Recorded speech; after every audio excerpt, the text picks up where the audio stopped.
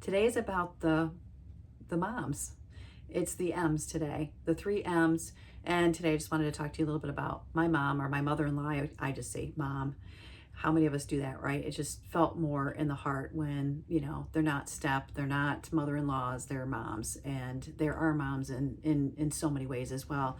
They were caring about us, they're doing things special for us in our life. And just being able to help with them is really special too.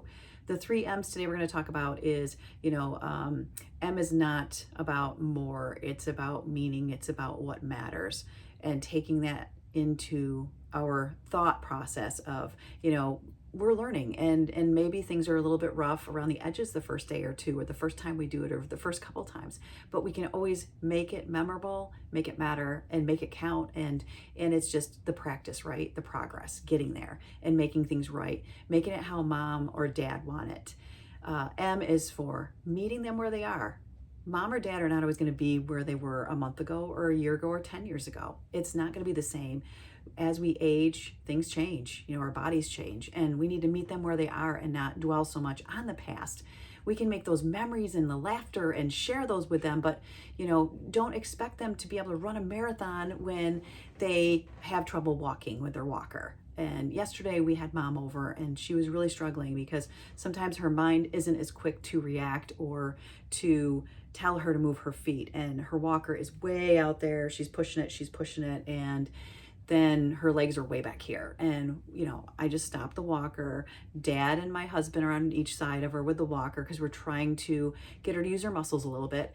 And it was really hard because, she took a moment, but you got to give them that moment. You got to give them that time to readjust where they are right now. And I would just stop the walker and just say, okay, mom, you got to move that left leg forward. And then she would get that left leg and start moving it. But you got to hang on to that walker so it doesn't go out, because in her mind, she just wants to keep pushing forward, but she's not realizing that her legs are not coming with her. But it's all about meet them where they are, go slow and listen and understand where they are right now and be respectful of it. The next one is making moments count, making memories of it, and knowing what they love, maybe a cup of coffee or a story, listening to a favorite TV show or a movie. My dad loved to make fudge around the holidays, and this is the holiday season right now that we're in December. And it was really, really sad for me because my brother moved out of state. But it was really nice because my brother doing the traditional fudge, because my dad is no longer here. Even when he was here, that last year we had to help him because his poor arms weren't working. Fudge is very hard to stir for a long time. My arms and my hands get tired, but it was very hard for him to do. So we would do it, and Dad would just sit there and tell us what the next step was. And if we didn't get it right, we knew it. He would let us know. But just doing what is in their hearts and the traditions that we're keeping alive for him. And he knew that we were going to do this every year.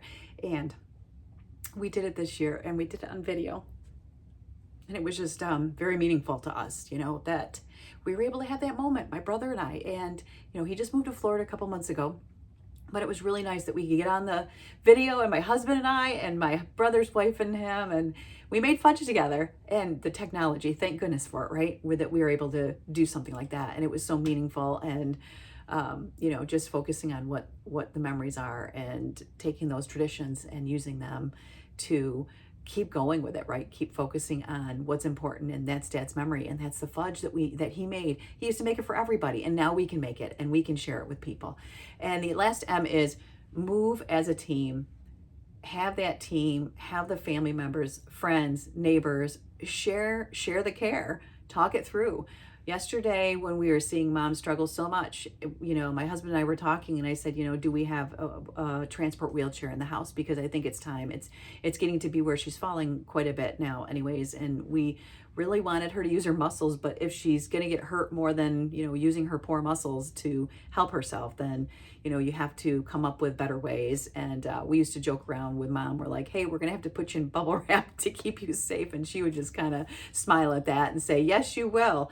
But what we do now is, moving forward is just readjusting, right? Pivoting and knowing what would be safer for mom. So we got the wheelchair up from the basement, and a transport wheelchair, which is lighter for Dad to get in and out of the truck.